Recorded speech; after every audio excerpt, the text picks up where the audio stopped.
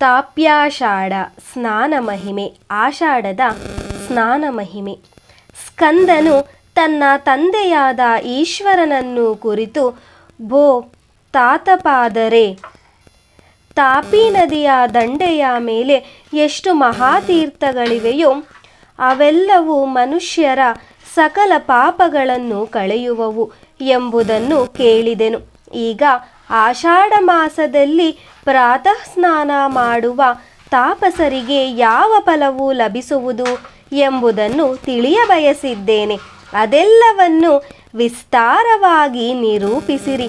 ಆಷಾಢ ಮಾಸದಲ್ಲಿ ಈ ತಾಪಸಿ ನದಿಯಲ್ಲಿ ಪ್ರಾತಃ ಸ್ನಾನಕ್ಕೆ ಅದೇಕೆ ಅಷ್ಟು ಮಹತ್ವ ಬಂದಿರುವುದು?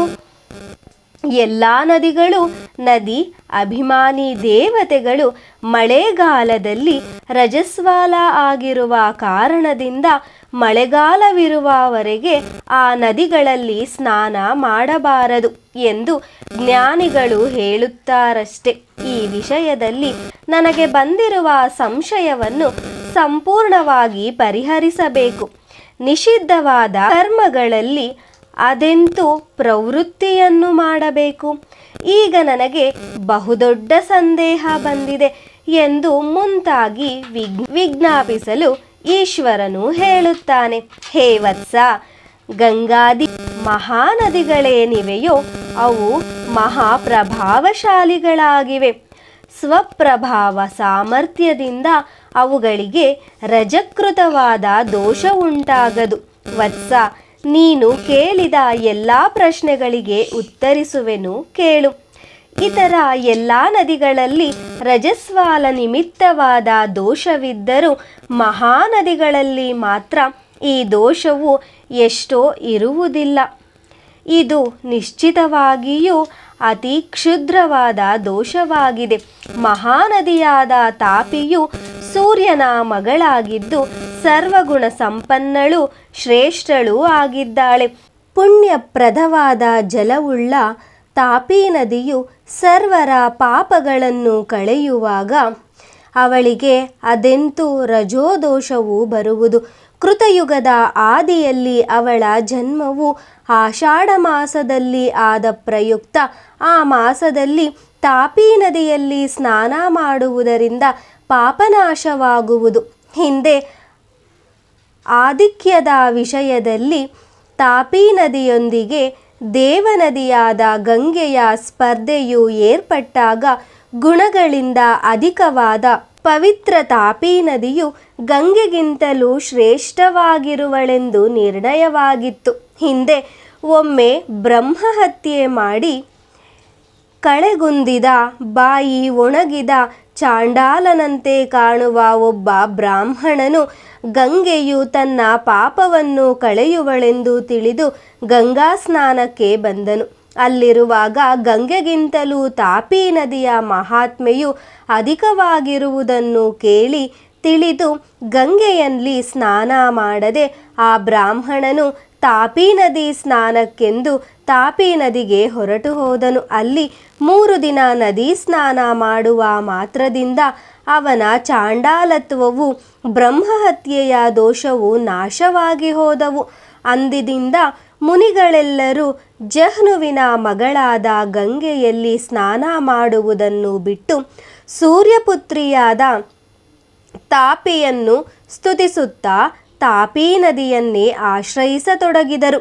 ಅದೆಲ್ಲವನ್ನು ನೋಡಿದ ಗಂಗೆಯು ಕಾಂತಿಹೀನಳಾಗಿ ವಿಕೃತವಾದ ಆಕಾರವುಳ್ಳವಳಾಗಿ ಗದ್ಗದ ಶೋಕಪಡುತ್ತಾ ದೀನವದನಳಾಗಿ ಪಿತಾಮಹನಾದ ಚತುರ್ಮುಖ ಬ್ರಹ್ಮನಿದ್ದಲ್ಲಿ ಧಾವಿಸಿ ಬಂದು ದುಃಖಿಸತೊಡಗಿದಳು.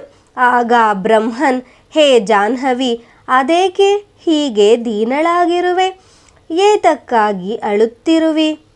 ಇದೆಲ್ಲದಕ್ಕೂ ಅದೇನು ಕಾರಣ ಎಂದು ವಿಚಾರಿಸಲು ಗಂಗೆಯು ಹೇಳಿದಳು, ಹೇ ತಾತ, ಸೂರ್ಯಪುತ್ರಿಯಾದ ತಾಪಿ ಎಂಬ ಹೆಸರಿನ ನದಿಯು ಭೂಲೋಕದಲ್ಲಿ ಬಹಳ ಪ್ರಸಿದ್ಧಳಾಗಿ ಬಿಟ್ಟಿದ್ದಾಳೆ. ಅವಳು ಪಾವಿತ್ರ್ಯದಿಂದ ಗರ್ವಿತರಾಗಿದ್ದ ಇತರ ಎಲ್ಲ ನದಿಗಳನ್ನು ಗೆದ್ದು ಬಿಟ್ಟಿರುವಳು. ತಾಪಿ ನದಿಯ ಸ್ನಾನ ಮಾತ್ರದಿಂದ ಪಾಪಿಷ್ಠರಾದ ಮಾನವರೆಲ್ಲ ಕರ್ಮ ಬಂಧಗಳನ್ನು ಕಳೆದುಕೊಂಡು ಪರಮಪದವನ್ನು ಹೊಂದುತ್ತಲಿದ್ದಾರೆ. ಇಂಥ ಮಹಿಮೆಯು ಭೂಲೋಕದಲ್ಲಿ ಇನ್ಯಾವ ನದಿಗೂ ಇರುವುದಿಲ್ಲ. ಸೂರ್ಯಪುತ್ರಿಯ ಈ ತೆರನಾದ ಪ್ರಭಾವವು ಸ್ವಾಭಾವಿಕವಾಗಿದ್ದು ವರ್ಣನಾತೀತವಾಗಿದೆ. ನನ್ನ ಜಲದಲ್ಲಿ ಸ್ನಾನ ಮಾಡುವ ಮಾನವರು ಕೇವಲ ಸ್ವರ್ಗಲೋಕವನ್ನು ಪಡೆದರೆ, ರವಿಪುತ್ರಿಯಾದ ತಾಪಿ ನದಿಯ ಜಲದಲ್ಲಿ ಸ್ನಾನ ಮಾಡುವವರು ಮೋಕ್ಷವನ್ನು ಪಡೆದು ಅಧಿಕ ಫಲಪ್ರಾಪ್ತಿಯಿಂದ ಬಹಳ ಹೃಷ್ಟರಾಗಿರುವರು. ಇದುವರೆಗೆ ಜನರು ನನ್ನ ಜಲದಲ್ಲಿ ಮೊದಲು ಸ್ನಾನ ಮಾಡುವುದನ್ನು ಬಿಟ್ಟು ಇತರ ನದಿ ಜಲದಲ್ಲಿ ಸ್ನಾನ ಮಾಡುತ್ತಿರಲಿಲ್ಲ. ಹೇ ಪಿತಾಮಹ, ನಿನ್ನ ಅನುಗ್ರಹದಿಂದ ನಾನು ಎಲ್ಲ ನದಿಗಳಿಗೂ ಮಾನ್ಯಳಾಗಿದ್ದೆನು. ಆದರೆ ಈಗ ಮಾತ್ರ ನೀನು ನನ್ನ ಎಲ್ಲ ಮಹತ್ವಗಳನ್ನು ಕಳೆದು ಬಿಟ್ಟಿರುವಿ. ಇದುವರೆಗೆ ಎಲ್ಲ ನದಿಗಳೊಡನೆ ಬಹಳ ಗೌರವದಿಂದ ಇದ್ದೆನು. ಎಲ್ಲ ನೀನೇ ನನ್ನನ್ನು ಅಗ್ರಸ್ಥಾನದಲ್ಲಿಟ್ಟಿದ್ದೆ. ಇಂತಹ ನನ್ನನ್ನು ರವಿಪುತ್ರಿಯಾದ ತಾಪಿಯು ಸ್ಥಾನಭ್ರಷ್ಟಳನ್ನಾಗಿ ಮಾಡಿರುವಳು. ನಿನ್ನ ಸೃಷ್ಟಿಯನ್ನು ಅನ್ಯಥಾ ಅಕಾರಣ ಮಾಡುವುದರಿಂದ ಉಂಟಾದ ಈ ಪರಾಭವದಿಂದ ನನಗಾಗಿರುವ ದುಃಖವು ಅಸಹನೀಯವಾಗಿದೆ. ಗಂಗಾದೇವಿಯ ಈ ಮಾತುಗಳನ್ನು ಕೇಳಿ ಚತುರ್ಮುಖ ಬ್ರಹ್ಮನು ಕುಪಿತನಾಗಿ ನಾರದನನ್ನು ಕರೆದು ಅವರಿಗೆ ಗಂಗಾದೇವಿಯ ಮಹಾತ್ಮೆಯನ್ನು ಹೇಳಿದನಲ್ಲದೆ, ಹೇ ನಾರದ, ತಾಪಿಯ ಮಹಾತ್ಮೆಯು ಉಳಿಯದಂತೆ ಮಾಡು ಎಂದು ಆದೇಶಿಸಿದನು. ತಂದೆಯ ಆಜ್ಞಾನುಸಾರವಾಗಿ ನಾರದರು ತಾಪಿಯ ಮಹಾತ್ಮೆಯನ್ನು ಅಪಹರಿಸಿದರು. ಅದುವರೆಗೆ ಅನೇಕ ಮುನಿಗಳಿಂದ ಗಾನ ಮಾಡಲ್ಪಟ್ಟ ಮತ್ತು ಅನೇಕರಿಂದ ಅನೇಕ ರೀತಿ ಅನುಭವಿಸಲ್ಪಟ್ಟ ತಾಪಿ ಮಹಾತ್ಮೆಯು ಈ ಅಪಹರಣದಿಂದ ಬಂದ ಪಾಪದಿಂದ ನಾರದರ ಜ್ಞಾನವೆಲ್ಲ ನಾಶವಾಯಿತು. ಆಗ ನಾರದರು ಚತುರ್ಮುಖ ಬ್ರಹ್ಮನಿದ್ದಲ್ಲಿ ಧಾವಿಸಿ ಬಂದು, ಹೇ ಪ್ರಭು, ನಿನ್ನ ಆಜ್ಞಾನುಸಾರವಾಗಿ ತಾಪಿ ಮಹಾತ್ಮೆಯನ್ನು ಅಪಹರಿಸಿದನು.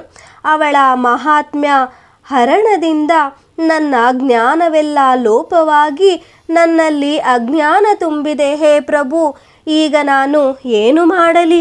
ನನ್ನ ಅಜ್ಞಾನವು ಅದೆಂತೂ ಹೊರಟು ಹೋದೀತು. ಹೇ ಜಗದ್ಗುರು, ಪುರುಷನಿಗೆ ಇಂಥ ಅಜ್ಞಾನ ಇರುವುದಕ್ಕಿಂತಲೂ ಮರಣವೇ ಲೇಸು. ಏಕೆಂದರೆ ಅಜ್ಞಾನಿಗಳು ಪಾಪಗಳನ್ನು ಕಟ್ಟಿಕೊಳ್ಳುವರು, ಆದರೆ ಜ್ಞಾನಿಗಳು ಪಾಪಗಳನ್ನು ಕಟ್ಟಿಕೊಳ್ಳುವುದಿಲ್ಲ. ಅಜ್ಞಾನಿಯಾದ ಪುರುಷನಿಗೆ ಸತ್ಕುಲದಲ್ಲಿಯ ಜನ್ಮದಿಂದಾಗಲಿ ಧನದಿಂದಾಗಲಿ ಏನೂ ಪ್ರಯೋಜನವಿದೆ? ಇಂಥ ಅಜ್ಞಾನಿಯಿಂದ ಕುಲ, ಧನ ಎಲ್ಲವೂ ನಾಶವಾಗಿ ಹೋಗುವವು. ಅಜ್ಞಾನಿಯಾದ ಪುರುಷನು ದಿನ ದಿನವೂ ತನ್ನ ಅಜ್ಞಾನದಿಂದಾಗಿ ದುಃಖವನ್ನು ಅನುಭವಿಸುವನು. ಅವನು ಯಾವ ದೇಶದಲ್ಲಿದ್ದರೂ ಮತ್ತು ಯಾವ ಕಾಲದಲ್ಲಿದ್ದರೂ ಆ ದುಃಖದಿಂದ ಮುಕ್ತನಾಗುವುದಿಲ್ಲ. ಜ್ಞಾನಿಯಾದವನು ನಿರ್ಧನಿಯಾಗಿದ್ದರೂ ಮತ್ತು ಸತ್ಕುಲ ಪ್ರಸೂತನಾಗಿರದಿದ್ದರೂ ಸಹ ಶ್ರೇಷ್ಠನೆಂದು ಪರಿಗಣಿಸಲ್ಪಡುತ್ತಾನೆ. ಅವನು ಸರ್ವ ಸುಖವನ್ನು ಪಡೆಯುವನು. ಅಜ್ಞಾನದಿಂದ ಬಂದ ದುಃಖವೆಲ್ಲ ಜ್ಞಾನಪ್ರಾಪ್ತಿಯಿಂದ ನಾಶವಾಗುತ್ತದೆ. ಭೋ ಬ್ರಹ್ಮಾನ್, ಈ ಅಜ್ಞಾನವು ನನ್ನಲ್ಲಿ ಸೇರುವುದಕ್ಕೆ ನಾನೇನು ಪಾಪ ಮಾಡಿದ್ದೆನು? ಈ ಅಜ್ಞಾನವು ನನ್ನಿಂದ ದೂರವಾಗುವುದಕ್ಕೋಸ್ಕರ ಉಪಾಯವೇನಾದರೂ ಇದ್ದರೆ ದಯಮಾಡಿ ತಿಳಿಸುವವನಾಗು ಎಂದು ಪ್ರಾರ್ಥಿಸಲು ಚತುರ್ಮುಖ ಬ್ರಹ್ಮನು ನಾರದರಿಗೆ ಹೇಳಿದನು. ಹೇ ನಾರದ, ನೀನು ಈಗ ಕೂಡಲೇ ತಾಪಿ ನದಿಗೆ ಶರಣು ಹೋಗು. ಸೂರ್ಯಪುತ್ರಿಯಾದ ತಾಪಿಯು ಕೂಡಲೇ ಸಂತುಷ್ಟಳಾಗುವಳು. ನೀನಾದರೂ ಮಹಾಪ್ರಭಾವಶಾಲಿಯಾಗಿರುವೆ. ಆದರೂ ಹೇ ಮಹಾರಾಯ, ಆ ತಾಪಿ ನದಿಯ ಪ್ರಭಾವವನ್ನು ಅಪಹರಿಸಲು ಯಾರು ಸಮರ್ಥರಾದರು? ಆ ತಾಪಿಯು ತನ್ನ ಸ್ವಂತ ಬಲದಿಂದ ಸಕಲ ನದಿಗಳಲ್ಲಿ ಶ್ರೇಷ್ಠಳಾಗಿದ್ದಾಳೆ.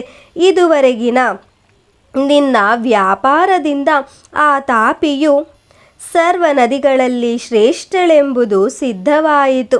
ಆ ಸೂರ್ಯದೇವನ ಕಿರಣಗಳ ಸ್ಪರ್ಶದಿಂದ ಅವಳು ಸೂರ್ಯಪುತ್ರಿ ಎಂದು ಪ್ರಸಿದ್ಧಳಾಗಿದ್ದಾಳೆ. ಹೇ ಮಹಾತ್ಮಳಾದ ತಾಪಿಯೇ, ಯಾವ ಸೂರ್ಯನ ಕಿರಣಗಳಿಂದ ಸ್ಪರ್ಶಿಸಲ್ಪಟ್ಟ ನೀನು ಮತ್ತು ಇತರ ಸಕಲ ತೀರ್ಥಗಳು ತಮ್ಮ ತಮ್ಮ ಯೋಗ್ಯತೆಯಂತೆ ಮಹಾತ್ಮೆಯನ್ನ ಹೊಂದಿರುವಿರೋ ಅಂತ ಸೂರ್ಯದೇವನ ಪುತ್ರಿಯಾಗಿರುವ ನಿನಗೆ ಅದಾವುದು ಅಸಾಧ್ಯವಾಗಿದೆ? ನಿನ್ನ ತಂದೆಯಾದ ಸೂರ್ಯದೇವನ ಕಿರಣಗಳ ಸ್ಪರ್ಶ ಮಾತ್ರದಿಂದ ಎಲ್ಲ ನದಿಗಳ ಜಲವು ಪಾವಿತ್ರ್ಯವನ್ನು ಹೊಂದುವುದು. ಇಂಥ ಸೂರ್ಯದೇವನ ಪುತ್ರಿಯಾದ ನಿನ್ನ ಮಹಿಮೆಯನ್ನು ಎಷ್ಟೆಂದು ವರ್ಣಿಸಲು ಸಾಧ್ಯ? ಜಗತ್ತಿನ ತಪಸ್ಸನ್ನು ಕಳೆಯುವುದೇ ಯಾವ ಸೂರ್ಯನ ನಿತ್ಯ ಕಾಯಕವಾಗಿರುವುದೋ ಅಂಥ ಸೂರ್ಯದೇವನ ಪುತ್ರಿಯಾದ ನೀನು ನಿನ್ನ ಜಲದಲ್ಲಿ ಸ್ನಾನ ಮಾಡುವವರ ಅಜ್ಞಾನವನ್ನು ಕಳೆಯುವುದೇ ಆಶ್ಚರ್ಯ. ಈ ಪ್ರಕಾರವಾಗಿ ಬ್ರಹ್ಮದೇವನಿಂದ ಪ್ರಶಂಸಿಸಲ್ಪಟ್ಟ ತಾಪಿಯು ಹರ್ಷಭರಿತಳಾಗಿ ಚತುರ್ಮುಖ ಬ್ರಹ್ಮನಿರುವಲ್ಲಿ ಬಂದು, ಹೇ ಪಿತಾಮಹ, ನೀನು ನನ್ನನ್ನು ಇಷ್ಟೊಂದು ಸ್ತುತಿಸುವ ಕಾರಣ ಏನು? ಹೇ ಪರಮೇಶ್ವರ, ಇದೆಲ್ಲ ನನ್ನ ಪ್ರಶಂಸೆ ಮತ್ತು ಪ್ರತಿಷ್ಠೆಯಾಯಿತು. ಪಿತಾಮಹನಾದ ನಿನ್ನಿಂದ ಈ ಪ್ರಕಾರ ಪ್ರಶಂಸಿಸಲ್ಪಟ್ಟ ನಾನಿಂದು ಧನ್ಯಳಾದೆನು ಮತ್ತು ತ್ರಿಲೋಕ ಪೂಜ್ಯಳಾದೆನು ಎಂದು ಮುಂತಾಗಿ ಅನ್ನಲು ಬ್ರಹ್ಮದೇವನು ಹೇಳುತ್ತಾನೆ, ಹೇ ತಾಪಿ, ಹಿಂದೆ ನಾನು ಗಂಗಾ ನದಿಯನ್ನು ಸರ್ವಶ್ರೇಷ್ಠ ನದಿಯೆಂದು ವ್ಯವಸ್ಥೆ ಮಾಡಿದ್ದೆನು. ಆದರೆ ಇಂದು ನಿನ್ನ ಮಹಿಮೆಯಿಂದ ಈ ಗಂಗಾ ನದಿಯು ಪರಾಭೂತಳಾಗಿ ದೀನಳಾಗಿ ಬಿಟ್ಟಿದ್ದಾಳೆ. ಅವಳು ನನ್ನ ಬಳಿ ಬಂದು ಎಲ್ಲವನ್ನೂ ನಿವೇದಿಸಿದಾಗ ನನ್ನ ಆಜ್ಞಾನುಸಾರವಾಗಿ ನಾರದನು ನಿನ್ನ ಮಹಾಮಹಿಮೆಯನ್ನು ಅಪಹರಿಸುವ ಸಾಹಸವನ್ನು ಮಾಡಿದನು. ಆದರೆ ಅದು ಸಾಧ್ಯವಾಗದೆ ಅವನನ್ನೇ ಅಜ್ಞಾನ ಆವರಿಸಿಬಿಟ್ಟಿದೆ. ಹೇ ತಾಪಿ, ನನ್ನ ಮಾತನ್ನು ಕೇಳಿ ಈ ನಾರದ ಮುನಿಯನ್ನು ಅನುಗ್ರಹಿಸು ಮತ್ತು ಹೇ ಮಹಾನದಿ ತಾಪಿಯೇ, ಗಂಗಾ ನದಿಯ ಮಹಿಮೆಯು ಮತ್ತೆ ಭೂಲೋಕದಲ್ಲಿ ನಡೆಯುವಂತೆ ಮಾಡು. ಬ್ರಹ್ಮದೇವರ ಈ ಮಾತುಗಳನ್ನು ಕೇಳಿ ತಾಪಿಯು ಹೇಳಿದಳು, ನನ್ನ ಪ್ರಾಣ ಇರುವವರೆಗೆ ನಿನ್ನ ಮಾತುಗಳನ್ನು ಮೀರಲು ಸಾಧ್ಯವೇ? ಪ್ರಾಣ ಹೋದರೆ ಮತ್ತೆ ಬರಬಹುದು, ಆದರೆ ಮಾನ ಖಂಡನೆಯು ಹಾಗಲ್ಲ. ಲೋಕದಲ್ಲಿ ಜೀವವು ಅಂದರೆ ದೇಹವು ನಶ್ವರವಾಗಿದೆ, ಆದರೆ ಮಹಿಮೆಯು ಶಾಶ್ವತವಾಗಿ ಉಳಿಯುವುದು. ನನ್ನ ಅನುಗ್ರಹದಿಂದ ನಾರದರಿಗೆ ಪುನಃ ಜ್ಞಾನ ಬರುವಂತಾಗುವುದು. ಅನಂತರ ತಾಪಿಯು ವಿಚಾರ ಮಾಡಿ, ಹೇ ಬ್ರಹ್ಮನ್, ನನ್ನ ಮೇಲೆ ಅನುಗ್ರಹ ಮಾಡು ಎಂದು ಪ್ರಾರ್ಥಿಸಲು ಬ್ರಹ್ಮದೇವನು ಹೇಳುತ್ತಾನೆ, ಹೇ ತಾಪಿ, ಯಾವ ನಿನ್ನ ಮಹಾಮಹಿಮೆಯ ಲೋಕದಲ್ಲಿ ಸದಾಕಾಲವೂ ಇರುತ್ತಿದ್ದಿತೋ ಅದೆಲ್ಲವೂ ಇನ್ನು ಮುಂದೆ ನಿನ್ನನ್ನು ಆಷಾಢ ಮಾಸದಲ್ಲಿ ನಿನ್ನ ಜಲದಲ್ಲಿ ಸ್ನಾನ ಮಾಡುವ ಮಾತ್ರದಿಂದ ಸಿದ್ಧಿಸುವುದು. ಸ್ವರ್ಗಾರ್ಥಿಯು ಸ್ವರ್ಗವನ್ನು, ಮೋಕ್ಷಾರ್ಥಿಯು ಮೋಕ್ಷವನ್ನು ಪಡೆಯುವನು. ಲೋಕದಲ್ಲಿ ಯಾವ್ಯಾವುದರ ದುರ್ಬಲವಾಗಿದೆಯೋ ಅದೆಲ್ಲವೂ ಆಷಾಢ ಮಾಸದಲ್ಲಿ ಸುಲಭ ಸಾಧ್ಯವಾಗುವುದು. ಗಂಗಾ ನದಿಯು ಇನ್ನು ಮುಂದೆ ಪುನಃ ಮೊದಲಿನಂತೆಯೇ ಎಲ್ಲ ನದಿಗಳಲ್ಲಿ ಶ್ರೇಷ್ಠವೆಂದು ಪರಿಗಣಿಸಲ್ಪಡುವಳು. ಉಳಿದೆಲ್ಲ ನದಿಗಳು ತಮ್ಮ ತಮ್ಮ ಮಹಿಮೆಗಳಿಂದ ತ್ರಿಲೋಕಗಳಲ್ಲಿ ಪ್ರಸಿದ್ಧವಾಗಲಿ. ನಿಷ್ಕಲ್ಮಶವಾದ ಮನಸ್ಸುಳ್ಳ ತಾಪಿಯೂ ಕೂಡ ಬ್ರಹ್ಮದೇವನ ಈ ಎಲ್ಲ ಮಾತುಗಳನ್ನು ಅನುಮೋದಿಸಿದಳು. ಅಂದಿನಿಂದ ಆಷಾಢ ಮಾಸದಲ್ಲಿ ತಾಪಿ ನದಿಯ ಸ್ನಾನವು ಪಾಪನಾಶಕವಾಗಿದೆ. ಚತುರ್ಮುಖ ಬ್ರಹ್ಮದೇವನು ಈ ಪ್ರಕಾರ ವರಪ್ರದಾನ ಮಾಡಿದ್ದರಿಂದ ಆಷಾಢ ಮಾಸ ಬಂದಾಗ ತಾಪಿ ನದಿಯಲ್ಲಿ ಮಾಡುವ ಸ್ನಾನವು ಸಕಲ ಇಷ್ಟಾರ್ಥಗಳನ್ನು ಕೊಡುವಂತಾದಾಯಿತು. ಈ ತಾಪಿ ಸ್ನಾನವು ದೇವತೆಗಳಿಗೆ ದುರ್ಲಭವಾಗಿರುವಾಗ ಮನುಷ್ಯರಿಗೆ ಸುಲಭವಾಗಿ ದೊರಕಿತೆ. ಪೂರ್ವ ಸುಕೃತವಿಲ್ಲದೆ ಈ ನದಿಯ ಸ್ನಾನವು ಸುಲಭವಾಗಿ ದೊರಕಲಾರದು. ತಾಪಿ ಸ್ನಾನವನ್ನು ಮಾಡುವವರು ಆ ಪೂರ್ವದಲ್ಲಿ ಪಾಪಕರ್ಮಗಳನ್ನು ಮಾಡಿದ್ದರೂ ಅವುಗಳಿಂದ ಮುಕ್ತರಾಗಿ ಅಪ್ಸರಗಣಗಳಿಂದ ಸೇವಿತರಾಗಿ ದಿವ್ಯವಾದ ವಿಮಾನಾರೂಢರಾಗಿ ಸ್ವರ್ಗಲೋಕವನ್ನು ಹೊಂದುವರು. ಮುಂದೆ ಕ್ರಮವಾಗಿ ಮೋಕ್ಷವನ್ನು ಹೊಂದಿ ದೇವತೆಗಳಿಗೆ ಪೂಜ್ಯರಾಗುವರು.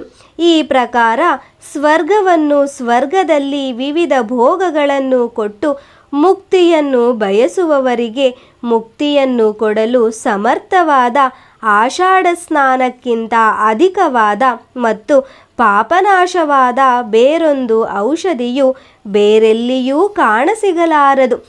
ಆಷಾಢ ಮಾಸದಲ್ಲಿ ಪ್ರಾತಃ ಕಾಲ ತಾಪಿ ಮೊದಲಾದ ನದೀ ತೀರ್ಥಗಳಲ್ಲಿ ಯಾವನು ಸ್ನಾನ ಮಾಡುವನೋ ಅವನ ಪಿತೃಗಳು ಸಂತುಷ್ಟರಾಗಿ ನರಕದಲ್ಲಿದ್ದರೆ ಅಲ್ಲಿಂದ ಬಿಡುಗಡೆ ಹೊಂದಿ ಸ್ವರ್ಗಲೋಕಕ್ಕೆ ಹೋಗುವರು. ಸ್ವರ್ಗದಲ್ಲಿದ್ದರೆ ಆ ಪಿತೃಗಳು ಮೋಕ್ಷವನ್ನು ಹೊಂದುವರು. ಆಷಾಢ ಸ್ನಾನದಿಂದ ಮಾಘಸ್ನಾನಕ್ಕಿಂತಲೂ 10 ಪಟ್ಟು ಅಧಿಕವಾದ ಪುಣ್ಯ ಫಲವು ಪ್ರಾಪ್ತವಾಗುವುದು. ದಂಭದಿಂದ ಸ್ನಾನ ಮಾಡಿದವರು ಕೂಡ ಮರಣಾನಂತರ ಸ್ವರ್ಗವನ್ನೇ ಪಡೆಯುವರು. ಧರ್ಮಭ್ರಷ್ಟನಾದ ಯಾವ ಪುರುಷನು ಆಷಾಢದಲ್ಲಿ ತಾಪಿ ಸ್ನಾನವನ್ನು ಮಾಡುವನೋ ಅವನು ಮಾಘಸ್ನಾನದ ಫಲವನ್ನೇ ಪಡೆಯುವನು. ಹಿಂದೆ ಸರ್ವಧರ್ಮಭ್ರಷ್ಟನಾದ ಒಬ್ಬ ವ್ಯಾಪಾರಿ ಇದ್ದನು. ನಿತ್ಯದಲ್ಲೂ ಜನಧರ್ಮಪರನಾಗಿದ್ದ ಅವನು ವೇದವಾದಗಳಿಂದ ವಿಮುಖನಾಗಿದ್ದನು. ಇದರಿಂದ ಮೃತರಾಗಿದ್ದ ಅವನ ಪಿತೃಗಳು ಮತ್ತು ಪಿತಾಮಹರೆಲ್ಲರೂ ಮೂಕರಾದರು. ಈತನು ಪಾಖಂಡಿಗಳಿಗೆ ಮಾಡುವ ವಿಹಿತವಾದ ಆಚಾರಗಳಿಂದ ಅವರಿಗೆಲ್ಲ ಮಹಾಕಷ್ಟ ಪ್ರಾಪ್ತವಾಯಿತು. ಒಮ್ಮೆ ಆ ವ್ಯಾಪಾರಿಯು ಅಧಿಕವಾದ ದ್ರವ್ಯಾರ್ಜನೆಗೆಂದು ತನ್ನೊಂದಿಗೆ ಅನೇಕ ವಸ್ತುಗಳನ್ನು ಮಾರಾಟಕ್ಕೆ ತೆಗೆದುಕೊಂಡವನಾಗಿ ಊರಿನಿಂದ ಹೊರಟು ಹೋದನು. ಮಹಾಸ್ವಾರ್ಥಿಯಾದ ಅವನು ಸಂಚರಿಸುತ್ತಾ ಆಷಾಢ ಮಾಸಕ್ಕೆ ಸರಿಯಾಗಿ ತಾಪಿ ನದಿ ಇರುವಲ್ಲಿ ಬಂದು ಸೇರಿದನು. ಸೇತುವೆಯ ಮೂಲಕ ನದಿಯನ್ನು ದಾಟುತ್ತಿರುವಾಗ ಭಯದಿಂದ ಕಾಲು ಜಾರಿ ನದಿಯಲ್ಲಿ ಬಿದ್ದು ಬಿಟ್ಟನು. ಜೊತೆಗೆ ತಂದ ಸಾಮಾನುಗಳೆಲ್ಲ ನದಿಯಲ್ಲಿ ಮುಳುಗಿ ಹೋದವು.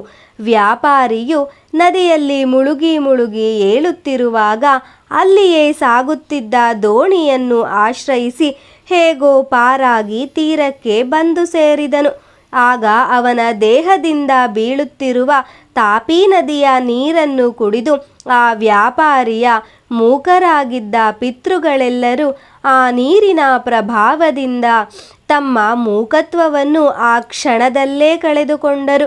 ಸಂತುಷ್ಟರಾದ ಪಿತೃಗಳೆಲ್ಲ ವ್ಯಾಪಾರಿಯನ್ನು ಕಂಡು ಅವನನ್ನು ಪುನಃ ಸ್ತುತಿಸುತ್ತಾ, ಹೇ ವತ್ಸ, ನಿನ್ನಂಥ ಸತ್ಪುತ್ರನನ್ನು ಪಡೆದ ನಾವೆಲ್ಲ ಧನ್ಯರು. ಬಹು ಕಷ್ಟದಿಂದ ಮೂಕರಾಗಿದ್ದ ನಾವು ಈಗ ಮೂಕತ್ವದಿಂದ ಮೂಕರಾಗಿದ್ದೇವೆ ಎಂದು ಹೇಳತೊಡಗಿದರು. ಪಿತೃಗಳ ಈ ಮಾತನ್ನು ಕೇಳಿದ ಅವನು ಆಶ್ಚರ್ಯದಿಂದ ಅವರನ್ನು ನೋಡುತ್ತಾ ಅವರೆಲ್ಲರ ದರ್ಶನದಿಂದ ಭೀತನಾಗಿ, ಭೋ, ತಾವೆಲ್ಲರೂ ಯಾರು? ಇಲ್ಲಿ ಏಕೆ ಇರುವಿರಿ? ಮೂಕತ್ವದಿಂದ ಹೇಗೆ ಮುಕ್ತರಾದಿರಿ? ಇದೆಲ್ಲವನ್ನು ನನಗೆ ತಿಳಿಸುವವರಾಗಿರಿ. ಇದೆಲ್ಲವನ್ನು ಕೇಳಿ ನೋಡಿ ನನಗೆ ಮಹದಾಶ್ಚರ್ಯವಾಗಿದೆ ಎಂದು ವಿಜ್ಞಾಪಿಸಿದನು. ಆಗ ಅವನ ಈ ಮಾತುಗಳನ್ನು ಕೇಳಿದ ಪಿತೃಗಳು, ಹೇ ವತ್ಸ, ನಾವೆಲ್ಲ ನಿನ್ನ ಪೂರ್ವಜರು. ನೀನು ವೇದ ಮಾರ್ಗವನ್ನು ಬಿಟ್ಟಿದ್ದರಿಂದ ನಾವು ಮೂಕರಾಗಿದ್ದೆವು ಮತ್ತು ಪ್ರೇತತ್ವವನ್ನು ಹೊಂದಿದ್ದೆವು. ಇಂದು ನೀನು ಯಾವ ಪೂರ್ವ ವಿಚಾರವಿಲ್ಲದೆ ಈ ತಾಪಿ ನದಿಯಲ್ಲಿ ಬಿದ್ದು ಸ್ನಾನ ಮಾಡುವಂತಾಗಿ ನಿನ್ನ ದೇಹದಿಂದ ಸೋರುತ್ತಿದ್ದ ನದೀ ಜಲವನ್ನು ಕುಡಿದ ನಾವು ನೀರಡಿಕೆಯನ್ನು ಕಳೆದುಕೊಂಡೆವು, ಪಾಪಗಳಿಂದ ಮುಕ್ತರಾದೆವು. ನಿನ್ನ ಪುಣ್ಯದಿಂದ ನಾವೆಲ್ಲ ಮೂಕತ್ವವನ್ನು ಕಳೆದುಕೊಂಡೆವು. ಇದುವರೆಗೆ ತಾಪಿ ಜಲದ ಮಹಿಮೆಯನ್ನು ಕೇಳುತ್ತಲಿದ್ದೆವು. ಇಂದು ಅದು ಗೋಚರವಾಗಿದೆ. ಯಾವ ನದಿಯ ದಂಡೆಯ ಮೇಲೆ ಕುಳಿತು ಆ ನದೀ ಜಲವನ್ನು ಪಾನ ಮಾಡುವ ಮಾತ್ರದಿಂದ ಪರಮಗತಿಯು ಪ್ರಾಪ್ತವಾಗುವುದೋ ಅಂಥ ನದಿಯಲ್ಲಿ ಆಷಾಢ ಸ್ನಾನ ಮಾಡುವುದನ್ನು ಬಿಟ್ಟರೆ ದುರ್ಗತಿಯಿಂದ ಪಾರಾಗುವ ಬೇರಾವ ಉಪಾಯವೂ ಲೋಕದಲ್ಲಿ ಇರಲಾರದು. ವೇದ ಮಾರ್ಗಕ್ಕಿಂತ ಶ್ರೇಷ್ಠವಾದ ಬೇರಾವ ಮಾರ್ಗವೂ ಈ ಹಿಂದೆ ಇರಲಿಲ್ಲ, ಈಗ ಇರುವುದಿಲ್ಲ ಮತ್ತು ಇನ್ನು ಮುಂದೆಯೂ ಇರಲಾರದು. ಇಂಥ ಶ್ರೇಷ್ಠವಾದ ಮಾರ್ಗವನ್ನು ಅನುಸರಿಸದಿದ್ದ ನರರು ನಿಶ್ಚಯವಾಗಿಯೂ ದುರ್ಗತಿಯನ್ನು ಹೊಂದುವರು. ಮರಣಾನಂತರ ಯಾರಿಗೋಸ್ಕರ ವೇದೋಕ್ತವಾದ ಔರ್ಧ್ವ ದೈಹಿಕ ಕ್ರಿಯೆಗಳು ಮಾಡಲ್ಪಡುವವೋ ಅಂಥವರಿಗೆ ದುರ್ಗತಿಯಾಗುವುದುಂಟೆ. ಯಾರಿಗೆ ವೈದಿಕ ಕ್ರಿಯೆಗಳು ಮಾಡಲ್ಪಡುವುದಿಲ್ಲವೋ ಅವರು ದುಃಖಕ್ಕೆ ಈಡಾಗುವರು. ಯಾರನ್ನು ಉದ್ದೇಶಿಸಿ ವೇದೋಕ್ತವಾದ 16 ಪ್ರೇತ ಶ್ರಾದ್ದಗಳು ಮಾಡಲ್ಪಡುವುದಿಲ್ಲವೋ ಅಂಥವರು ನಿಶ್ಚಿತವಾಗಿ ಪ್ರೇತತ್ವವನ್ನು ಹೊಂದುವರು. ಇಂಥ ಪ್ರೇತ ಶ್ರಾದ್ದಗಳನ್ನು ಮಾಡದೆ ಉಳಿದ ಶ್ರಾದ್ದಗಳನ್ನು ಮಾಡುವುದರಿಂದೇನು ಪ್ರಯೋಜನ? ಮರಣಾನಂತರ 11ನೆಯ ದಿನ ವೃಷೋತ್ಸರ್ಜನೆ ಆದರೆ ಮಾತ್ರ ಮೃತನಿಗೆ ಪ್ರೇತತ್ವ ಬಾರದೆ ಅವನು ಪುಣ್ಯ ಲೋಕಗಳನ್ನು ಹೊಂದುವನು. ವೇದೋಕ್ತ ಧರ್ಮಗಳನ್ನು ಬಿಟ್ಟು ಯಾರು ವೇದ ಬಾಹಿರವಾದ ನಾಸ್ತಿಕ್ಯ ಧರ್ಮವನ್ನು ಆಶ್ರಯಿಸುವರೋ ಹಾಗೂ ವಿಷ್ಣು ಭಕ್ತಿಯಿಂದ ಪರಾಚ್ಮುಖರಾಗಿರುವರೋ ಅವರು ದೇವತೆಗಳಿಂದ ದಂಡಿಸಲ್ಪಡುತ್ತಾರೆ. ವೇದೋಕ್ತ ಕರ್ಮಗಳನ್ನು ಬಿಟ್ಟು ಇನ್ಯಾವುದೋ ಈ ಲೋಕದಲ್ಲಾಗಲಿ ಪರಲೋಕದಲ್ಲಾಗಲಿ ಸೌಖ್ಯಪ್ರದವಾಗುವುದಿಲ್ಲವಾದ್ದರಿಂದ ಮನುಷ್ಯೋತ್ತಮರು ಸದಾ ವೇದ ಧರ್ಮಗಳನ್ನು ಬಿಡಕೂಡದು. ಆದ್ದರಿಂದ ಹೇ ವತ್ಸ, ನೀನೆಂದಿಗೂ ವೇದ ಧರ್ಮಗಳನ್ನು ಬಿಡಕೂಡದು. ಈ ಧರ್ಮಗಳನ್ನು ಆಶ್ರಯಿಸುವುದರಿಂದ ಪರಮಲೋಕವು ಪ್ರಾಪ್ತವಾಗುವುದು. ಲೋಕದಲ್ಲಿಯ ಜನರು ಮನಬಂದಂತೆ ಅನೇಕ ರೀತಿಯಿಂದ ಹೇಳುತ್ತಾರೆ. ಮೃತರಾದವರು ಯಮದೂತರ ಅಧೀನರಾಗುವುದರಿಂದ ಸ್ವತಂತ್ರರಾಗಿ ಏನನ್ನೂ ಮಾಡಲು ಸಮರ್ಥರಾಗುವುದಿಲ್ಲ. ಅಪ್ಪ, ನದಿಯಲ್ಲಿ ನಿನ್ನ ಯಾವ ವಸ್ತುಗಳು ಮುಳುಗಿ ಹೋಗಿರುವವೋ ಅವುಗಳನ್ನು ಕುರಿತು ಚಿಂತಿಸಬೇಡ. ಏಕೆಂದರೆ ಸಂಪತ್ತುಗಳಾಗಲಿ ಎಲ್ಲವೂ ದೈವಾಧೀನವಾಗಿರುವವು. ಅವು ಅಕಸ್ಮಾತಾಗಿ ಬರುವವು ಮತ್ತು ಎಷ್ಟೇ ಜೋಪಾನವಾಗಿ ಇಟ್ಟುಕೊಳ್ಳಬೇಕೆಂದರೂ ಅವು ಕಣ್ಣಿಗೆ ಕಾಣದಂತೆ ಹೊರಟು ಹೋಗುವವು. ಆದ್ದರಿಂದ ಸಂಪತ್ತು ಪ್ರಾಪ್ತವಾದಾಗ ಹರ್ಷವನ್ನು, ವಿಪತ್ತು ಪ್ರಾಪ್ತವಾದಾಗ ಶೋಕವನ್ನು, ಅಥವಾ ಸಂಪತ್ತು ಹೋದಾಗ ಶೋಕವನ್ನು, ವಿಪತ್ತು ಕಳೆದಾಗ ಹರ್ಷವನ್ನು ಹೊಂದಕೂಡದು. ನೀನು ಇಲ್ಲಿಯೇ ಇದ್ದು 5 ದಿನಗಳವರೆಗೆ ಪರಮಾಧರದಿಂದ ಈ ನದಿಯಲ್ಲಿ ಸ್ನಾನ ಮಾಡುವವನಾಗು. ಹೇ ವತ್ಸ, ಏಕಾದಶಿಯಂದು ಪ್ರಾರಂಭಿಸಿ ಪೌರ್ಣಿಮಾ ಮುಗಿಯುವವರೆಗೆ ಪ್ರಾತಃ ಸ್ನಾನ ಮಾಡಿ ಅದರಿಂದ ಬರುವ ಪುಣ್ಯವನ್ನು ನಮಗೆ ಸಮರ್ಪಿಸಿದೆಯಾದರೆ ಅದರಿಂದ ನಮಗೆ ಮುಕ್ತಿಯಾಗುವುದು. ನೀನಾದರೂ ಕೂಡ ಸಕಲ ಪಾಪಗಳಿಂದ ನಿಶ್ಚಿತವಾಗಿ ಮುಕ್ತನಾಗುವಿ. ಹಿಂದಕ್ಕೆ ನಾವು ಕಣ್ಣಾರೆ ಕಂಡ ಒಂದು ವಿಚಿತ್ರವಾದ ಘಟನೆಯನ್ನು ತಿಳಿಸುವೆವು, ಕೇಳು. ಒಮ್ಮೆ ನಾವು ನೋಡುತ್ತಿರುವಂತೆಯೇ ಒಬ್ಬ ಬ್ರಾಹ್ಮಣ ಕುಮಾರನು ಆಷಾಢದಲ್ಲಿ ಈ 5 ದಿನ ತಾಪಿ ನದಿಯಲ್ಲಿ ಸ್ನಾನ ಮಾಡಿ ಬಂದ ಪುಣ್ಯದಿಂದ ತನ್ನ ತಂದೆಯನ್ನು ಮಹಾಘೋರವಾದ ಪ್ರೇತ ದೇಹದಿಂದ ಮುಕ್ತಗೊಳಿಸಿದನು. ಇದನ್ನು ನೋಡಿದಾಗಿನಿಂದ ನಾವೆಲ್ಲರೂ ಅತಿ ದೂರದಲ್ಲಿದ್ದ ತಾಪಿ ನದಿಯ ದಡವನ್ನೇ ಆಶ್ರಯಿಸಿದ್ದೇವೆ. ಅಂದಿನಿಂದ ಬೇರೆ ಜಲಾಶಯಗಳಿಗೆ ಹೋಗಲು ಸಾಧ್ಯವಾಗುತ್ತಿಲ್ಲ. ಹೀಗಾಗಿ ಬಹು ನೀರಡಿಸಿದವರಾಗಿ ನಾವೆಲ್ಲ ಇಲ್ಲಿಯೇ ಸಂಚರಿಸುತ್ತಾ ಕಾಲ ಕಳೆಯುತ್ತಲಿದ್ದೇವೆ. ಪಿತೃಗಳು ಇದುವರೆಗೆ ಹೇಳಿದ ಮಾತುಗಳನ್ನು ಕೇಳಿದ ವಣಿಕ್ಪುತ್ರನು ನೀವು ಹೇಳಿದಂತೆ ಪ್ರೇತ ಜನ್ಮವನ್ನು ಹೊಂದಿದ ಆ ಬ್ರಾಹ್ಮಣನಾರು? ಯಾವ ಕರ್ಮಫಲವಾಗಿ ಅವನಿಗೆ ಆ ಘೋರವಾದ ಪ್ರೇತತ್ವವು ಬಂದಿತು? ಮತ್ತು ಮಗನು ತಂದೆಯನ್ನು ಪ್ರೇತ ಜನ್ಮದಿಂದ ಹೇಗೆ ಮುಕ್ತಗೊಳಿಸಿದನು? ಇದೆಲ್ಲವನ್ನು ನನಗೆ ತಿಳಿಸಿರಿ. ಈ ವಿಚಿತ್ರವಾದ ಘಟನೆಯನ್ನು ವಿಸ್ತಾರವಾಗಿ ತಿಳಿಯಬೇಕೆಂದು ಕುತೂಹಲವುಂಟಾಗಿದೆ ಎನ್ನಲು ಅವನ ಪಿತೃಗಳು ಹೇಳುತ್ತಾರೆ, ವತ್ಸ ಕೇಳು. ಹಿಂದಕ್ಕೆ ಹಸಿವೆ ನೀರಡಿಕೆಗಳಿಂದ ಬಹುಬಳಲಿ ನಾವು ಮೂಕರಾಗಿ ಆ ಬ್ರಾಹ್ಮಣನ ಭೇಟಿಯಾಯಿತು. ಹಸಿವೆ ನೀರಡಿಕೆಯಿಂದ ಪೀಡಿತರಾದ ನಾವು ಅವನನ್ನು ಕುರಿತು ಯಾವ ಕರ್ಮ ವಿಪಾಕದಿಂದ ನಿನಗೆ ಇಂಥ ಅವಸ್ಥೆಯುಂಟಾಗಿದೆ ಎಂದು ಸನ್ನೆ ಮಾಡಿ ಪ್ರಶ್ನಿಸಿದೆವು. ಆಗ ಆ ಬ್ರಾಹ್ಮಣನು ಹೇಳಿದನು, ಬೋಹೋ, ನಾನು ಈ ಮೊದಲು ಗುರ್ಜರ ದೇಶದಲ್ಲಿ ವೇದಶ್ರವ ಎಂಬ ಹೆಸರಿನ ಬ್ರಾಹ್ಮಣನಾಗಿದ್ದೆನು. ಆಗ ನಾನು ಮಿಥ್ಯಾವಾದಿಯೂ ದುರಾಚಾರಿಯೂ ಸದಾ ಆಶೆಬುರುಕನೂ ಆಗಿದ್ದೆನು. ಇಂಥ ನನ್ನನ್ನು ಕೆಲ ಮೂರ್ಖ ಜನರು ಎಲ್ಲರೆದುರಿಗೆ ಇವನು ಚತುರ್ವೇದ ಪಾರಂಗತನು, ಅಗ್ನಿಹೋತ್ರ ಇಟ್ಟವನು ಎಂದು ಮುಂತಾಗಿ ಹೇಳಿ ಸ್ತೋತ್ರ ಮಾಡಿದರು. ಲೋಭದಿಂದಲೂ ಹಾಗೂ ಮೋಹದಿಂದಲೂ ನಾನು ನಿಷಿದ್ಧಾನ್ನವನ್ನು ದಾನವಾಗಿ ಸ್ವೀಕರಿಸಿದೆನು. ಅಭೋಜ್ಯವಾದ ಪದಾರ್ಥಗಳನ್ನು ಮನೆಯಲ್ಲಿ ಸೇವಿಸಿದೆನು. ದ್ರವ್ಯದಾಶೆಯಿಂದ ಅನೇಕ ಸಲ ಅಗಸರ ಮನೆಗಳಿಗೆ ಹೋಗಿ ಅಲ್ಲಿ ಪಿತೃಕಾರ್ಯ ಹಾಗೂ ದೇವಕಾರ್ಯಗಳನ್ನು ಮಾಡಿಸಿದೆನು. ರಜಕರ ಮನೆಯಲ್ಲಿ ನಡೆದ ಅಂತ್ಯೇಷ್ಟಿಗಳಲ್ಲಿ ಹೋಮಗಳನ್ನು ಮಾಡಿಸಿದೆನು. ವ್ಯಭಿಚಾರಿಣಿ ಸ್ತ್ರೀಯರು ಕೊಟ್ಟ ಘೋರವಾದ ದಾನಗಳನ್ನು ಹಾಗೂ ದೇವಕಾರ್ಯಗಳನ್ನು ಮಾಡಿಸಿದೆನು. ರಜಕರು ಕೊಟ್ಟ ಮನೆಯಲ್ಲಿ ನಡೆದ ಅಂತ್ಯೇಷ್ಟಿಗಳಲ್ಲಿ ಹೋಮಗಳನ್ನು ಮಾಡಿಸಿದೆನು. ವ್ಯಭಿಚಾರಿಣಿ ಸ್ತ್ರೀಯರು ಕೊಟ್ಟ ಘೋರವಾದ ದಾನಗಳನ್ನು, ಎಮ್ಮೆ, ಕೋಣ ಮುಂತಾದವುಗಳನ್ನು ದಾನವಾಗಿ ಸ್ವೀಕರಿಸಿದೆನು. ಈ ರೀತಿ ದಾನ ಸ್ವೀಕರಿಸುವಲ್ಲೇ ಆಸಕ್ತನಾದ ನನ್ನ ಆಯುಷ್ಯವು ಕಳೆಯತೊಡಗಿತು. ಪರ್ವಕಾಲ ಬಂದಾಗ ಒಮ್ಮೆಯೂ ನಾನು ಸತ್ಪಾತ್ರರಲ್ಲಿ ದಾನ ಮಾಡಲಿಲ್ಲ ಹಾಗೂ ಒಂದಾದರೂ ಹೋಮವನ್ನು ಮಾಡಲಿಲ್ಲ. ಬ್ರಾಹ್ಮಣರನ್ನು ಎಂದಿಗೂ ಪೂಜಿಸಲಿಲ್ಲ. ಕಾಲಕ್ಕೆ ಸರಿಯಾಗಿ ಪಿತೃಶ್ರಾದ್ದವನ್ನು ಮಾಡಲಿಲ್ಲ. ಇಷ್ಟಾದರೂ ನಾನೆಂದಿಗೂ ಪ್ರಾಯಶ್ಚಿತ್ತ ಕರ್ಮವನ್ನು ಮಾಡಿಕೊಳ್ಳಲಿಲ್ಲ. ದುಷ್ಟನಾದ ಸಂಗ್ರಹವಾದ ಧನವು ಶುದ್ಧವಾಗಿರುವುದಿಲ್ಲವಷ್ಟೇ, ಪಾಪ ಸಮೂಹದಿಂದ ಪತಿತನಾದ ನನ್ನನ್ನು ಪ್ರಾಯಶ್ಚಿತ್ತದಿಂದ ಶುದ್ಧಗೊಳಿಸಿಕೊಳ್ಳಲಿಲ್ಲ. ವಿವೇಕ ಶೂನ್ಯನಾದ ನಾನು ಅರ್ಜಿತವಾದ ಧನವನ್ನು ಸಮಯೋಚಿತವಾಗಿ ದಾನವಾಗಿ ಕೊಡುವ ವಿಚಾರವನ್ನು ಮಾಡಲಿಲ್ಲ.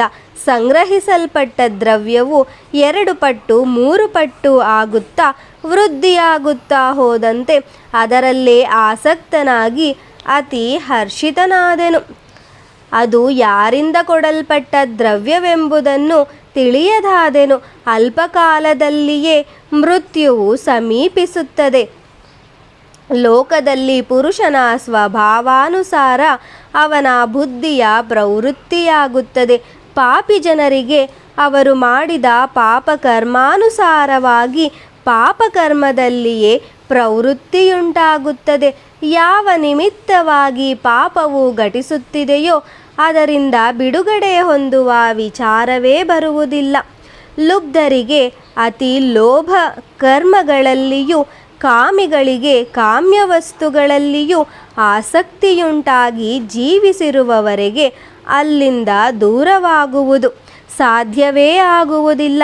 ಇವರು ಮರಣಾನಂತರ ಪರಲೋಕವನ್ನು ಹೊಂದಿ ಇಲ್ಲಿರುವಾಗ ಇದೊಂದನ್ನು ತಿಳಿಯದೆ ಪಾಪಕರ್ಮಗಳನ್ನು ಮಾಡುತ್ತಲೇ ಹೋಗುತ್ತಾರೆ. ವಿಷಯಗಳನ್ನು ಯಾವನು ತಿಳಿದಿರುವನೋ ಅವನು ತಾನು ಮಾಡಿದ ಪಾಪಕರ್ಮಗಳ ನಾಶಕ್ಕಾಗಿ ಪ್ರಾಯಶ್ಚಿತ್ತವನ್ನು ಮಾಡಿಕೊಂಡರೆ ಅವನಿಗೆ ಪರತ್ರದಲ್ಲಿ ಯಾವ ಪಾಪವೂ ಬಾಧಿಸಲಾರದು ಎಂದು ಜ್ಞಾನಿಗಳು ಹೇಳುವರು. ಆದ್ದರಿಂದ ಬ್ರಹ್ಮಹತ್ಯಾದಿ ಪಾಪಗಳ ನಾಶಕ್ಕಾಗಿಯೂ ಪ್ರಾಯಶ್ಚಿತ್ತಗಳನ್ನು ಮಾಡಿಕೊಳ್ಳಬೇಕು. ಜ್ಞಾತಾಜ್ಞಾತ ಪಾಪಗಳ ನಾಶಕ್ಕಾಗಿಯೂ ಪ್ರಾಯಶ್ಚಿತ್ತವು ಕರ್ತವ್ಯವಾಗಿದೆ. ಈ ರೀತಿ ಆತ್ಮಶುದ್ಧಿಗಾಗಿ ಹೇಳಲ್ಪಟ್ಟ ಪ್ರಾಯಶ್ಚಿತ್ತವನ್ನು ಮೂಢನಾದ ನಾನು ಎಂದಿಗೂ ಮಾಡಿಕೊಳ್ಳಲಿಲ್ಲ. ಪಾಪಕರ್ಮಗಳಿಂದ ಸಂಪಾದಿಸಿದ ದ್ರವ್ಯವನ್ನು ಕೊಡಲಿಲ್ಲ. ತುಂಬಿ ನೆಲದೊಳಗೆ ಹೂಳಿಟ್ಟೆನು. ದ್ರವ್ಯಾರ್ಜನೆಯಲ್ಲಿ ಘಟಿಸಿದ ಪಾಪಗಳು ನನ್ನ ದೇಹದಲ್ಲಿ ತುಂಬಿ ತುಳುಕಿದವು. ಆಗ ಉಂಟಾದ ವಿಷಾದದಿಂದ ಏನು ಪ್ರಯೋಜನ? ಕೆಲ ದಿನಗಳಲ್ಲಿ ಮೃತ್ಯುವಶನಾದ ನನ್ನನ್ನು ಯಮಕಿಂಕರರು ಸೆಳೆದೊಯ್ದರು. ಯಮಲೋಕದಲ್ಲಿ ಯಮಧರ್ಮರಾಯನು ನನ್ನ ಪಾಪಕರ್ಮಗಳನ್ನು ಪರ್ಯಾಲೋಚಿಸಿ ನಿರ್ದಯರಾದ ತನ್ನ ದೂತರಿಂದ ನನ್ನನ್ನು ನರಕದಲ್ಲಿ ಒಗೆಸಿದನು. ನರಕದಲ್ಲಿದ್ದಾಗ ಒಂದು ಗಳಿಗೆ ಸಮಯವೆಂದರೆ ನನಗೆ 1,000 ವರ್ಷ ಕಳೆದಂತೆ ಭಾಸವಾಗುತ್ತಿತ್ತು. 25 ವರ್ಷಗಳವರೆಗೆ ನಾನು ನರಕದಲ್ಲಿ ಕಷ್ಟಗಳನ್ನು ಅನುಭವಿಸಿದೆನು. ಇತ್ತ ಭೂಲೋಕದಲ್ಲಿ ಜನಸಮೂಹವು ತೀರ್ಥರಾಜ ಪ್ರಯಾಗ ಕ್ಷೇತ್ರಕ್ಕೆ ಅಲ್ಲಿನ ಮಹಾನದಿಗಳ ಸಂಗಮದಲ್ಲಿ ಸ್ನಾನ ಮಾಡಲು ಹೋಗುತ್ತಿರುವುದನ್ನು ಕಂಡು ನನ್ನ ಮಗನೂ ಕೂಡ ಆ ಜನರೊಂದಿಗೆ ತ್ರಿವೇಣಿ ಸಂಗಮಕ್ಕೆ ಹೊರಟನು. ಆ ಸಂಗಮದಲ್ಲಿ ಮಾಘಸ್ನಾನವನ್ನು ಮಾಡಿ ಅದರಿಂದ ಬಂದ ಪುಣ್ಯವನ್ನು ನನಗೆ ಸಮರ್ಪಿಸಿದನು. ಆ ಪುಣ್ಯ ಪ್ರಭಾವದಿಂದ ನಾನು ನರಕದಿಂದ ಉದ್ಧೃತನಾಗಿ ಈಗ ಸೂಜಿ ಮುಖವುಳ್ಳ ಮತ್ತು ದೊಡ್ಡ ಹೊಟ್ಟೆಯುಳ್ಳ ಪ್ರೇತನಾಗಿ ಇಲ್ಲಿ ವಾಸವಾಗಿದ್ದೇನೆ. ಇಲ್ಲಿ ಹೆಜ್ಜೆ ಹೆಜ್ಜೆಗೆ ಅನೇಕ ಜಲಾಶಯಗಳಿವೆ. ತಂಪಾದ ನೀರಿನಿಂದ ಕೂಡಿದ ಅನೇಕ ಪವಿತ್ರವಾದ ನದಿಗಳು ಹಾಗೂ ರಮ್ಯವಾದ ವಿವಿಧ ಸರೋವರಗಳು ಶೋಭಿಸುತ್ತಿವೆ. ಇಂಥ ಸ್ಥಳದಲ್ಲಿದ್ದರೂ ನಾನು ನೀರಡಿಕೆಯಿಂದ ಬಳಲಿದ್ದೇನೆ. ನನಗೆ ಒಂದು ಬೊಗಸೆ ನೀರು ಕೂಡ ಕುಡಿಯಲು ಸಾಧ್ಯವಿಲ್ಲದಾಗಿದೆ. ಬ್ರಾಹ್ಮಣರ ಎಂಜಲು ನೀರು, ಅನ್ನ ಎಲ್ಲವೂ ಸಿಗದಂತಾಗಿದೆ. ಎಂದಾದರೂ ಏನೋ ಒಂದು ಕಾರಣದಿಂದ ಕಿಂಚಿತ್ ಅನ್ನವಾಗಲಿ ನೀರಾಗಲಿ ದೊರಕಿದರೂ ಈ ಸೂಜಿ ಮುಖದಿಂದ ಸೇವಿಸುತ್ತಾ ಹೋದರೆ ನನ್ನ ದೊಡ್ಡ ಹೊಟ್ಟೆಯು ಅಷ್ಟರಿಂದ ಅದೆಂತು ತುಂಬಲು ಸಾಧ್ಯ? ಈ ಸೂಜಿ ಮುಖದಿಂದ ಸೇವಿಸುತ್ತಾ ಹೋದರೆ ನನ್ನ ದೊಡ್ಡ ಹೊಟ್ಟೆಯು ಅಷ್ಟರಿಂದ ಅದೆಂತು ತುಂಬಲು ಸಾಧ್ಯ? ಹೀಗೆ 100 ವರ್ಷಗಳವರೆಗೆ ಸೇವಿಸುತ್ತಾ ಹೋದರೂ ಆ ನನ್ನ ದೊಡ್ಡದಾದ ಹೊಟ್ಟೆಯು ತುಂಬಲಾರದು. ಹಸಿವೆ ನೀರಡಿಕೆಗಳಿಂದ ಬಳಲುತ್ತಿರುವ ನನಗೆ ಒಂದು ಕ್ಷಣವೂ ಸುಖವಿಲ್ಲದಂತಾಗಿದೆ. ಈ ಪ್ರೇತ ದೇಹದಲ್ಲಿದ್ದು ಇಂದಿಗೆ ನನಗೆ 12 ವರ್ಷಗಳಾದವು.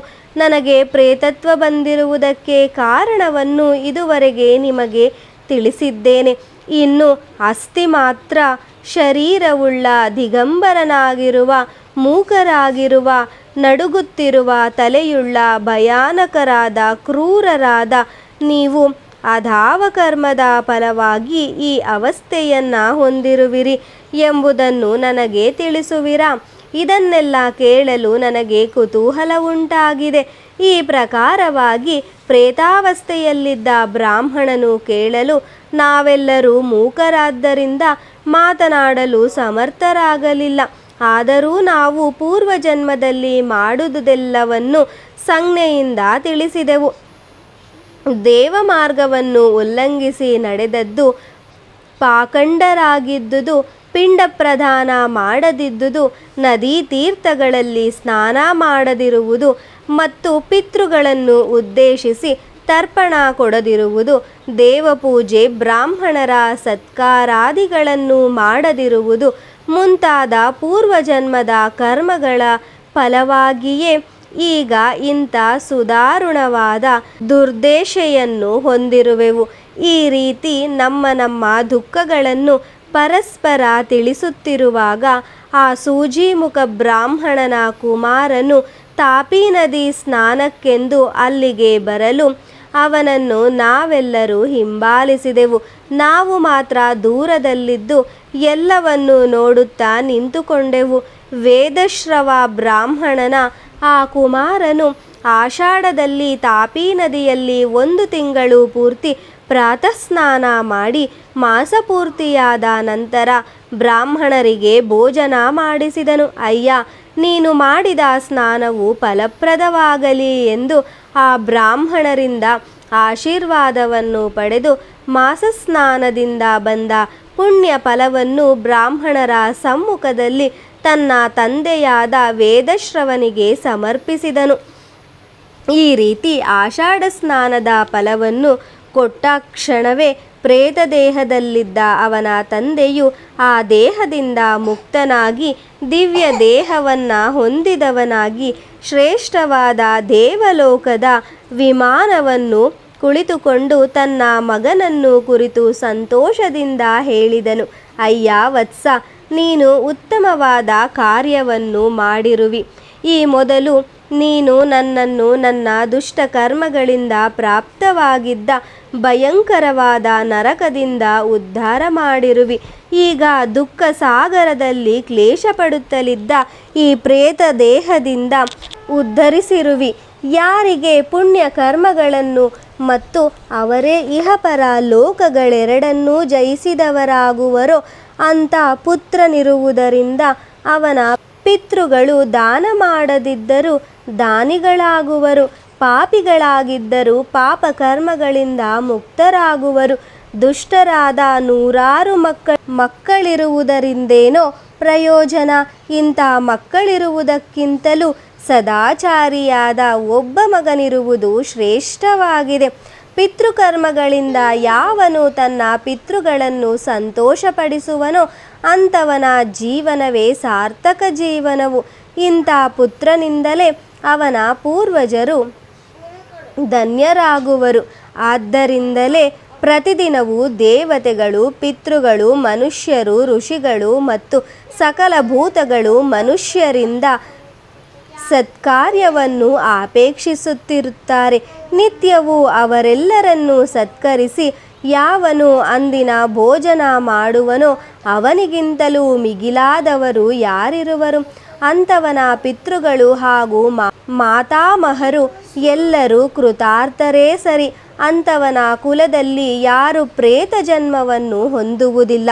ಅವನ ಮಕ್ಕಳು ಮೊಮ್ಮಕ್ಕಳು ಎಲ್ಲರೂ ಧನಧಾನ್ಯ ಸಂಪತ್ತಿಯನ್ನು ದೀರ್ಘಾಯುಷ್ಯವನ್ನು ಹೊಂದಿ ಎಲ್ಲರೂ ನಿರೋಗಿಗಳಾಗಿದ್ದು ಸುಖದಿಂದ ಇರುವರು. ಯಾವನು ಸದಾಚಾರಿಯಾಗಿರುವನೋ ಅವನ ಸಂತತಿಯು ವಿಚ್ಛೇದವಾಗುವುದಿಲ್ಲ. ನೀನು ಆಷಾಢ ಮಾಸದಲ್ಲಿ ಮಾಡಿದ ಕೊನೆಯ 5 ದಿನಗಳ ಸ್ನಾನದಿಂದ ನಾನು ಪ್ರೇತದೇಹದಿಂದ ಮುಕ್ತನಾಗಿ ಉಳಿದ ಪುಣ್ಯ ಫಲದಿಂದ ಅಕ್ಷಯವಾದ ವಿಷ್ಣುಲೋಕವನ್ನು ಹೊಂದುತ್ತಲಿದ್ದೇನೆ. ಈ ರೀತಿಯಾಗಿ ಆ ವೇದಶ್ರವ ಬ್ರಾಹ್ಮಣನು ತನ್ನ ಮಗನನ್ನು ಮನಃಪೂರ್ವಕ ಆಶೀರ್ವದಿಸುತ್ತಾ ನಾವು ನೋಡುತ್ತಿರುವಂತೆಯೇ ದಿವ್ಯವಾದ ವಿಮಾನದಲ್ಲಿ ಕುಳಿತು ವಿಷ್ಣುಲೋಕಕ್ಕೆ ಪ್ರಯಾಣ ಬೆಳೆಸಿದನು. ಅನಂತರ ಬ್ರಾಹ್ಮಣ ಕುಮಾರನು ಈ ರೀತಿ ತನ್ನ ಪಿತೃಗಳನ್ನು ಉದ್ಧರಿಸಿ ಪರಮಾನಂದಭರಿತರಾಗಿ ಬಂದ ದಾರಿಯಿಂದ ಪುನಃ ತನ್ನ ಊರಿಗೆ ಹೊರಟು ಹೋದನು. ನಾವು ಮಾತ್ರ ನಮ್ಮ ಉದ್ಧಾರದ ಬಗ್ಗೆ ನಿರಾಶರಾಗಿ ಇಲ್ಲಿಯೇ ಉಳಿದುಕೊಂಡೆವು. ದಾರುಣವಾದ ಈ ಪ್ರೇತ ದೇಹದಿಂದ ನಮ್ಮನ್ನು ಅದಾರು ಉದ್ಧರಿಸುವರು? ಈ ಮೊದಲು ಪಾಖಂಡಿಯಾಗಿದ್ದ ನೀನು ನಮ್ಮ ವಂಶದಲ್ಲೇನೋ ಹುಟ್ಟಿರುವಿ. ಆದರೆ ನಮ್ಮನ್ನು ಈ ದೇಹದಿಂದ ಉದ್ಧರಿಸುವಂತೆ ನೀನು ಯಾವ ಪುಣ್ಯವನ್ನು ಕೊಡಲು ಸಮರ್ಥನಾಗಿರುವುದಿಲ್ಲ. ಏಕೆಂದರೆ ಪಾಖಂಡಿಗಳಾದವರು ಏನು ಕೊಟ್ಟರೂ ಅದು ಅವರ ಪಿತೃಗಳನ್ನು ಮುಟ್ಟುವುದಿಲ್ಲ. ಆದರೆ ಇಂದು ನೀನು ತಾಪಿ ನದಿಯಲ್ಲಿ ಸ್ನಾನ ಮಾಡಿರುವುದರಿಂದ ನಿನ್ನ ಸಮಸ್ತ ಕುಲವು ಪವಿತ್ರಗೊಳಿಸಲ್ಪಟ್ಟಿದೆ. ನೀನು ಬಯಸದಿದ್ದರೂ ಆಷಾಢದಲ್ಲಿ ದೈವಯೋಗದಿಂದ ಇಂದು ನೀನು ಪವಿತ್ರವಾದ ದೇಹವುಳ್ಳವನಾಗಿರುವಿ. ಯಾವುದು ಸರ್ವತಾ ಅಸಂಭಾವ್ಯವಾಗಿರುವುದೋ ಮತ್ತು ಯಾವುದು ಮನೋಬಯಕೆಗೆ ನಿಲುಕಲಾರದ್ದೋ ಅಂಥದ್ದನ್ನು ಕೂಡ ದೈವವು ನಿಶ್ಚಯವಾಗಿ ಘಟಿಸಿಕೊಡುತ್ತದೆ. ಜೈನ ಆಚಾರಗಳನ್ನು ಆಚರಿಸುತ್ತಿರುವ ನೀನೆಲ್ಲಿ? ಮಹಾನದಿಯಾದ ತಾಪಿಯಲ್ಲಿ ಆಷಾಢ ಮಾಸವೆಲ್ಲಿ ಮತ್ತು ಈ ನದಿಯಲ್ಲಿ ನಿನ್ನ ಸ್ನಾನವೆಲ್ಲಿ? ಆಹಾ, ನೀನು ಏನೊಂದನ್ನು ಬಯಸಿರದಿದ್ದರೂ ದೈವಯೋಗದಿಂದ ಇದೆಲ್ಲವೂ ಘಟಿಸಿರುತ್ತದೆ. ಆದ್ದರಿಂದ ಇನ್ನು ಮುಂದಾದರೂ ನಮಗೆ ಮಂಗಲವಾಗುವುದೆಂದು ನಾವು ಬಲವಾಗಿ ನಂಬಿ ಕುಳಿತಿದ್ದೇವೆ. ಅಯ್ಯ ವತ್ಸ, ಇವೆಲ್ಲವುಗಳು ಏಕಕಾಲಕ್ಕೆ ಕೂಡಿ ಬರುವುದು ಬಹುದುಷ್ಕರವಾದದ್ದು. ಹೀಗೆಲ್ಲ ತನ್ನ ಪೂರ್ವಜರು ಹೇಳುತ್ತಿರುವುದನ್ನು ಕೇಳಿದ ಆ ವಣಿಕ್ಪುತ್ರನು ಅತ್ಯಂತ ವಿಸ್ಮಿತನಾದನು. ಆ ಕೂಡಲೇ ಜೈನ ಧರ್ಮವನ್ನು ಪರಿತ್ಯಜಿಸಿ ಏಕಾದಶಿಯಿಂದ ಹಿಡಿದು ಪೌರ್ಣಿಮೆಯವರೆಗೆ ತಾಪಿ ನದಿಯಲ್ಲಿ ವಿಧಿಪೂರ್ವಕ ಪ್ರಾತಃ ಸ್ನಾನವನ್ನು ಮಾಡಿದನು.